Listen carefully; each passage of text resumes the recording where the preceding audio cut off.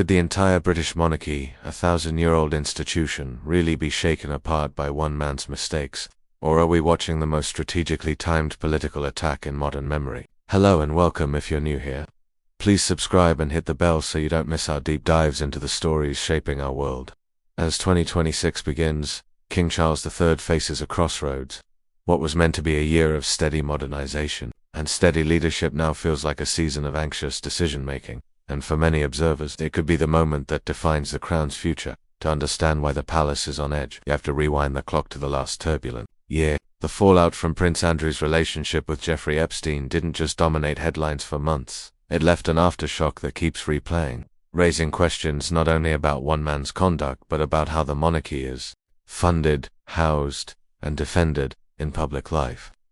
The choices made about Andrew stripping him of titles, military honors, and public roles were intended to draw a clean line between his actions and the institution. But that line hasn't held as neatly as the palace hoped. We're now seeing those old scandals weaponized in a new arena: politics. The Labour Party's recent scrutiny of royal property leases and financial arrangements has tapped into public anger over privilege at a time of real economic hardship for many. Whether motivated by genuine demands for transparency or by political opportunism, the focus on how royals live and what they pay for housing threatens to widen the debate into something far bigger. Who should pay for monarchy and why should it exist at all? This is more than a PR problem. The monarchy rests on a delicate social contract. Citizens tolerate privilege in return for a symbolic, stabilizing role that unites a nation and promotes charitable and diplomatic soft power. When that contract phrase, support, can evaporate, especially among younger voters who don't carry the same emotional attachment to the crown as older generations. For a monarch who has spent decades cultivating a legacy from environmental advocacy to charitable work, seeing the institution questioned on the basis of perceived unfair advantages must be deeply troubling. So what's really happening here? On one level, you can read the Labour Party's move as classic politics. When a government needs a diversion from its own failures, it seizes a high-profile target. Calling for investigations into generous leasing deals taps into a sense of fairness and accountability. But it also takes advantage of an ongoing wound. The Andrew controversy left a residue of public resentment that makes royal privileges an easy target. The question is whether this inquiry is the start of a reasoned push for transparency or the opening salvo in a campaign to dramatically reshape, or even shrink, the crown's role. For King Charles, the stakes are painfully clear. He has already trimmed the monarchy and tried to steer it toward a slimmer, more modern model. But structural scrutiny of leases, of perks, of who gets to live where and why, could force changes he never intended.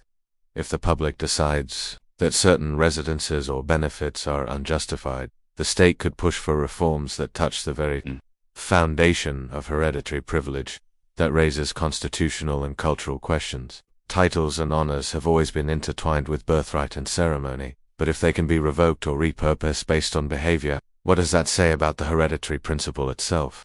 Charles's actions to distance the institution from misconduct signaled a move toward conditional accountability. That can be healthy. It shows the monarchy is not above scrutiny. But it also opens a wider debate about whether the institution in its current form deserves the privileges it enjoys. And politics aside, there's the matter of optics and timing. In an era of instant global scrutiny, every lease, travel expense, and old association can be amplified and recontextualized. The digital age has made historical choices evergreen and mistakes unerased. For a family that depends on public affection, the speed and scale of modern media make it easier than ever for critic voices to rally support for radical ideas, like substantial funding reform or even republicanism. But let's not write the monarchy's obituary just yet. The House of Windsor has weathered brutal storms before: war, abdication, tragic personal losses, and it has repeatedly adapted. Monarchs and institutions survive when they can embody national endurance, provide non-partisan presence, and project a sense of continuity that other political actors cannot. King Charles understands history and the symbolic power of his role. His response could be proactive: greater financial transparency, clearer rules about private use of state-linked properties, and hard decisions about family members who pose ongoing reputational risks. Where might that lead? The palace could choose to be radically transparent, about leasing arrangements and the line between public and private funding. It could accelerate steps to formalize who qualifies for official residences and what oversight applies. It could also lean into the trio of strengths Charles has focused on: environmental leadership, charitable impact, and diplomacy, making a case for the monarchy's practical value beyond ceremony. On the other hand, if the palace appears defensive or slow to act, it hands its critics a narrative of entitlement. The Labour Party and others are already speaking directly to young people who see monarchy as an artifact rather than an asset. If that sentiment grows into mainstream political momentum, it could produce significant structural changes, reforms to royal finances, changes in residence policy, and perhaps, for some, the ultimate question: is a hereditary head of state still right for a modern Britain? There's also a human dimension here. Prince Andrew's fall is tragic in the classic sense. A once celebrated public figure reduced to pariah status, his honors stripped, his public role gone. For King Charles, managing this is intensely personal and political at once. He must balance family, duty, and the long-term health of an institution he's committed his life to. That's an unenviable position, and how he navigates it will shape public perception for years. So what should viewers take away? First, that this is not simply sensational gossip, it's a constitutional moment. The decisions made in 2026 could redefine the relationship between the royal family, the state, and the public. Second, that transparency and accountability are going to be central battlegrounds.